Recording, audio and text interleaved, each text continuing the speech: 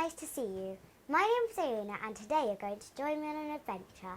I'm taking you on a walk around some beautiful places here in Wedmore.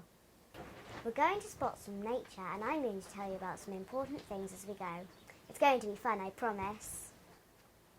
You might be wondering why I'm standing in a greenhouse. Before we start our walk, I wanted to tell you about climate change and the greenhouse effect. You might have heard those words before but not really know what they mean. By using our imaginations, I'm going to help you understand.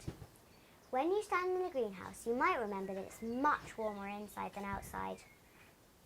Even at night, the air in here stays warm. That's because the sun warms up the air inside and the glass keeps it trapped. It's like how a snuggly blanket keeps us warm on a chilly day. Around the Earth, we have our own version of a snuggly blanket, and that's called the atmosphere. This is a layer of invisible gases, and it includes the air we breathe. When the sun sends its warm rays to us, the atmosphere decides how much of that warmth to keep so that we're at the right temperature, and the rest bounces back out to space. Some of the gases in the atmosphere are called greenhouse gases, and they're the ones that are really good at keeping us warm. When there's the right amount of gases, it keeps the temperature perfect for all the life on Earth. But there can be big changes if the amount of gases goes up or down. By burning coal, oil and gas for things like electricity, heat and cars, humans have put lots of extra carbon dioxide gas into the atmosphere.